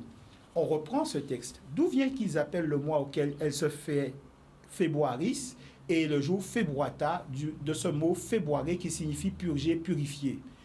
Voyez bien que la racine, c'est toujours bois. Féboiré, purger, Féboiris, mois des purifications, Féboata, jour des purifications, Fébumus, février, Féboiris mensis. Et en latin, on dit dépoirer pour dire purger, mais vous voyez que c'est un B qui s'est réalisé en P, donc on est passé de bois à pois. Donc la racine commune, c'est bois. Pourquoi ce bois? Et pourquoi plus tard fait référence au canidé? Eh bien la réponse, elle arrive, sans plus tarder. Et vous allez comprendre en fait quel lien tout ceci entretient avec l'antique tradition africaine et égyptienne. Parce que bois, c'est le mot pour désigner le chacal, le canidé, celui qui incarne Anubis. D'accord? Donc en Kikongo, bois, c'est le chacal. Et en Chiluba, regardez, mou bois, le chacal. En Ololo, bois, c'est le chacal. Donc, pour nous, bois, c'est un pantin, c'est une marionnette, mais c'est ce chien-là, en fait, c'est l'image de ce chien qui est sacrifié. Vous voyez? En fait, on lui attribue le visage d'un individu, mais symboliquement, on l'appelle bois parce qu'en fait, c'est l'image de ce canidé purificateur. Donc, vous voyez le rôle que Vaval joue dans la ville quand il est chargé de toutes les injures, de toutes les récriminations de la ville. Eh bien, en le brûlant, c'est comme si on fait partir tout cela et on a purgé la société. On va continuer, puisque, en fait, vous allez voir quel lien toutes nos traditions entretiennent entre elles dans la Caraïbe. Parce que dans mou bois, vous avez mou qui est le préfixe, mais il peut disparaître. Donc, c'est pourquoi nous, on dit bois. Mais ce préfixe, il peut être dupliqué pour donner mou. Et quand le ou se réalise en o, donc ou devient o, eh bien, on tombe sur momo. Pourquoi je vous parle de cela? C'est parce qu'il est au cœur du carnaval dans la Caraïbe. Alors, Caraïbe anglophone, Grand Moumou, c'est l'esprit du carnaval. À Saint-Domingue, El Momo, c'est le roi du carnaval. Au Pérou, El Momo, roi du carnaval. Colombie, pareil. Et au Brésil, c'est Rei Momo. Et ici, vous avez le Rei Momo, justement. El Unico. Voilà. Mais en fait, tout ceci, c'est le chacal purificateur personnifié. C'est ce que vous avez sous les yeux. Et même aux États-Unis, les parents ont été très inquiets parce qu'il y avait un Momo Challenge qui circulait. Vous voyez que tout ceci a trait au chacal, mais aussi à la notion de cadavre. Voyez? Et donc, le bois, c'est ce qu'on appelle une divinité psychopompe. Alors, qu'est-ce qu'une divinité psychopompe? Eh bien, nous allons le voir. Voyez l'image là, vous voyez qu'il y a un canidé, un homme avec une tête de canidé qui tient par la main un autre. En fait, c'est l'âme du défunt qui est guidée par Anubis. En mythologie, un dieu psychopompe du grec ancien psychopompos, c'est le guide des âmes, c'est celui qui conduit l'âme vers le paradis ou l'enfer. Et en Égypte, il est associé au canidé, mais on le retrouve sous d'autres formes, les chevaux, des phoques, des corbeaux, des chouettes, des moineaux. Et ceci, c'est le support des présages, parce qu'on dit que, par exemple, quand Jules César, avant qu'il ne meure, eh bien, il y a un vol de corbeaux qui s'était posé sur le Capitole, et là, les gens ont dit, il y a un grand qui va s'en aller. Donc, c'est ce que dit la légende. Bon, nous n'étions pas là pour vérifier. Mais en tout cas, vous voyez que ce canidé-là, eh bien, en Égypte, c'est une divinité psychopompe. Mais c'est aussi le nocher des enfers. Celui qui fait passer le Styx, qui est le fleuve des enfers, au moyen d'une barque. Ce passage n'est pas gratuit, il faut le payer. L'âme du défunt doit lui payer son passage. Et c'est ce que vous voyez là. La dame, elle est en train de cracher 2 pièces d'or de sa bouche, avec laquelle elle paie son passage, parce que les défunts en Grèce sont enterrés avec des pièces dans la bouche pour qu'elles paient leur passage sur le Styx. Et c'est le geste accompli par l'âme de cette femme. Et si vous avez tout compris, vous allez comprendre pourquoi Judas reçoit 30 cycles d'argent. Parce que, en fait, c'est lui qui fait office dans ce texte du nocher des enfers. Et c'est lui qui va permettre au personnage appelé Jésus de rejoindre justement le monde souterrain, le monde de l'invisible. Donc, en fait, ce n'est pas une trahison. C'est en fait parce qu'il a été payé pour accomplir un travail. Et donc, nous revenons à notre personnage d'Anubis. Vous voyez qu'ici, c'est la symbolisation de la confrérie qui pratique les embonnements. Ce n'est pas la divinité elle-même qu'il faut comprendre ici. Eh bien, vous voyez qu'Anubis, ici, elle entoure le sarcophage du défunt et elle va l'emmener vers la droite dans le caveau. Et en fait, vous avez deux femmes, ce ne sont pas des Européennes, ce ne sont pas des Blanches, c'est qu'elles se sont couvertes la peau de poussière. C'est un signe de deuil, c'est pourquoi dans le carnaval, vous avez des gens qui ont soit le gros sirop, soit l'argile. C'est la même symbolique. Et vous avez aussi le grand prêtre qui porte la peau de léopard et devant lui, deux fils qui vont pratiquer ce qu'on appelle la cérémonie d'ouverture de la bouche. Mais en réalité, vous voyez que chez nous, dès qu'on entend un chien hurler à la mort, surtout la nuit, on se dit il y a quelqu'un qui va s'en aller. Vous voyez que ce trait de caractère ne s'est jamais perdu avec le temps. Voilà. Bon, ben on va continuer puisqu'il faut qu'on aboutisse et on va parler du jumeau du Dieu parce qu'en fait, il faut identifier tout cela. Alors, on va voir que le mot chacal offre des affinités remarquables avec le mot pour dire tamiser, passer, filtrer, et pour la notion de jumeau. Vous voyez que c'est celui qui donne l'équilibre à la balance sur laquelle on pèse l'âme du défunt. C'est lui qui manipule le peson. Et donc, vous voyez que son nom a donné seg, passé, filtré, liseg, tamisé, vané, segoukai, filtre, seg, filtré. Et c'est la racine du mot zouk. On va le développer un autre jour. Et sécalé, jumelé. Donc, vous allez voir aussi que sakalou, c'est peser, sakalou, c'est payer. Et c'est pourquoi l'unité monétaire en hébreu, c'est le shekel, justement. C'est l'unité de monnaie. Mais c'est le mot sec. C'est le mot sec. Et le sec, c'est le nom de la graine. Vous allez le voir tout à l'heure. Et ça nous touche directement parce que c'est l'unité qui nous permet de mesurer les liquides. Voilà. Alors, quand l'image sera passée, vous allez voir ça. C'est l'unité qui permet de mesurer les liquides. Voilà pourquoi les gens parlent de prendre un sec alors que c'est un liquide. Voilà, c'est le nom de la graine. La graine, c'est l'unité, mais l'unité est associée à Osiris lui-même, la graine d'eau. Donc, c'est l'unité, c'est le centimètre aussi, d'accord? Donc, c'est aussi le mot pour dire le cercueil, parce qu'Osiris, en réalité, ce n'est qu'un cadavre, ce n'est qu'un sarcophage. Et c'est ça qui sous-tend le discours biblique, le discours du Nouveau Testament concernant la passion du Christ. C'est les procédures de funérailles de défunts. Ce n'est que ça, même quand il comparait devant Ponce Pilate, tout ça, c'est des traditions qui existent encore en Afrique et même en Guyane, chez les Boni, par exemple. Donc, vous voyez que tout ceci touche à notre tradition. Et le mot sac, c'est ce qui a donné, le mot sac qui veut dire graine, c'est le mot qui a donné le mot saccharose, le mot sucre. Alors, vous voyez qu'on est en train de parler en fait ici de la victime de substitution, celle sur laquelle on repose toutes les difficultés de la société. Et le mot ham qui désigne le chacal en kulfa, c'est le mot pour désigner le charbon, mais aussi kemba, la fête, la solennité, la procession, la gloire, les réjouissances. Donc vous voyez que ce n'est pas un hasard si Vaval meurt brûlé, parce qu'en fait, c'est lui qui purifie la société. C'est sur lui que tous les déchets de la société vont être agglomérés, et une fois qu'il va être brûlé, eh bien, on revient au charbon, qui est le stade premier de la matière sans lequel la chimie ne peut pas exister. Et donc, vous voyez que les mots souffrance, malheur, gloire, réjouissance sont associés à tout cela. Et on revient encore à notre fameux mythe d'Osiris qui meurt noyé dans le Nil à l'issue du dîner et qui va entraîner la pénitence. Et vous voyez que Kem, c'est le nom du charbon, mais c'est aussi le nom pour désigner l'Égypte. Donc, quand on purifie avec le charbon, eh bien, ce qui se passe, c'est qu'on retrouve l'Égypte. C'est-à-dire que le peuple se retrouve. Et kémé, ça veut dire coudre aussi. Kémé, ça veut dire coudre. Donc, nous sommes dans le thème de l'alliance cathartique, l'alliance éthiopienne, l'alliance qui a permis aux sociétés et aux civilisations africaines de durer plusieurs dizaines de milliers d'années.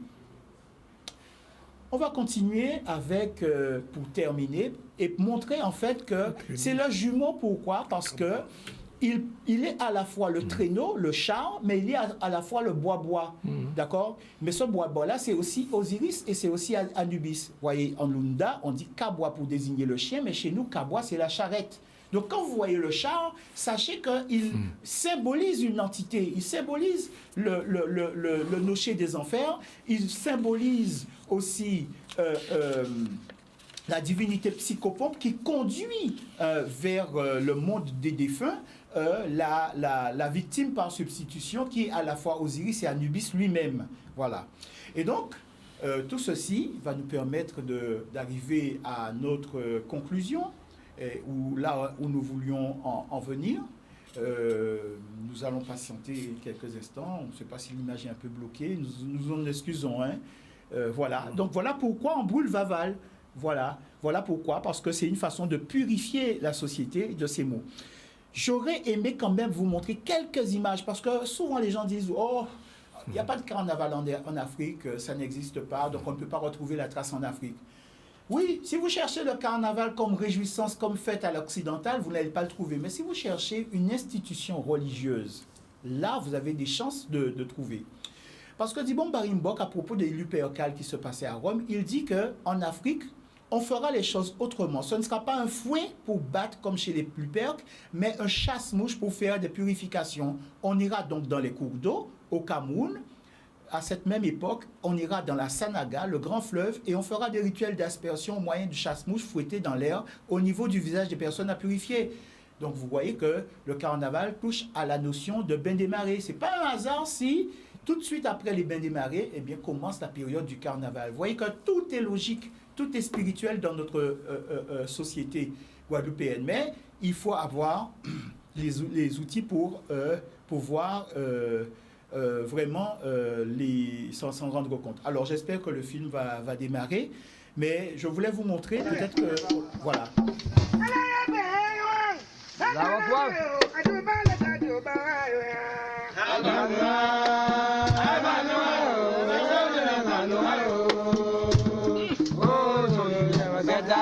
Nous sommes pas. Nous sommes pas.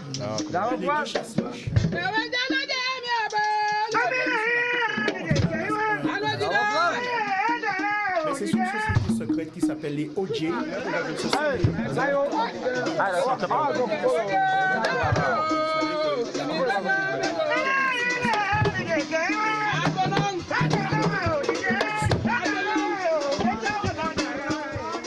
là, ils s'en vont vers, en fait, le cours d'eau. Et c'est une grande procession où tous les hommes marchent avec des bâtons, ils chantent, et derrière, il y a des percussions. Ça nous rappelle nos déboulés, ça nous rappelle aussi les groupes qu'on retrouve, les groupes de carnaval qu'on a ici, par exemple, les groupes de carnaval haïtiens, par exemple. C'est cette sarabande que nous retrouvons. Mais... ce personnage que vous voyez ici, eh bien, je vais vous montrer que cette même façon de s'habiller existe dans différentes couleurs. En rouge comme celle-là, en jaune, avec la combinaison rouge-jaune, mais aussi en bleu. Et ça, je l'ai retrouvé en 2020. Et je vais vous montrer avec l'image suivante. L'image suivante, s'il vous plaît. Là, on est revenu. Est-ce qu'on peut enchaîner avec l'image suivante? Voilà. Eh bien, voilà. Et vous voyez que ici, ce n'est plus le chasse-mouche, mais ça a été remplacé par une espèce de boule en mousse avec laquelle, justement, les masques tapent les gens sur leur passage. Et ils en ont généralement deux. Celui-là n'en a qu'une seule. Mais vous avez des masques comme ça partout. Alors ici, c'est le carnaval de Punta Cana 2020. Et c'est le masque qui domine. Et en plus de celui-là, vous avez une prédominance du bois-bois, parce que regardez comment il devient ici. Alors vous voyez qu'il y a la vessie. La vessie symbolise l'outre de peau dans laquelle les morceaux d'Osiris vont être récoltés par Isis. Et vous voyez que ce ne sont pas des diables, ce sont des canidés. Et c'est Anubis qui est là. Et regardez, un gros plan sur... voilà, alors voilà votre serviteur. Et donc, Brûler Vaval, c'est purifier pour un nouveau départ. C'est tout pour aujourd'hui. Et on se retrouve demain pour la suite. Et nous allons parler de la notion de Touloulou. Voilà, 14h25, très rapidement, on a reçu en début de journal eh bien, les 3 filles du groupe Kozeika, Yamina, Lindsay et Priscilla qui ont présenté le nouveau single qui s'appelle Songer. On a vu un petit extrait. Ensuite, Sandrine Alexis a fait un focus sur un artiste designer, on peut dire pas architecte, sculpteur, Georges Rovilla, c'était très intéressant. Ensuite, avec Jocelyne Boucour, on a fait un focus sur l'histoire des vibromasseurs et des vibrateurs, avec tout ce que ça suppose, vous imaginez. On a fait un bon focus sur le carnaval avec Jean-Luc. Et puis, Martine, bien sûr, la chronique culturelle. Selon Martine, deuxième jour du procès de ministère de l'Information, le plan de redressement de Pointe-à-Pitre avec Olivier Félix. Et puis, je vous l'ai dit, il y a eu aussi hier cet hommage à Papa Yaya. On appelle aussi Gérard Lauriette, il ne faut pas l'oublier. C'était le centenaire de sa naissance. Et donc, hier soir à Capesterre, pendant plus de 2 heures, des personnalités diverses ont célébré Papa Yaya, mais je l'ai dit, pour l'instant, les officiels du Conseil général et du Conseil régional n'ont pas donné signe de vie. Est-ce que pour eux, Papa Yaya, ça n'est pas important? Eh bien, en tout cas, pour moi qui passait en l'école là, il peut dire que si a pas bien battu là. Voilà, c'est fini pour aujourd'hui, 14h27, avec beaucoup de retard, mais ce sont des choses qui arrivent. Et on dit merci à notre ami Yann qui a réalisé, et avec Sandy en direct du ZCL. Voilà, c'est fini, rendez-vous demain à partir de 12h30, comme d'habitude.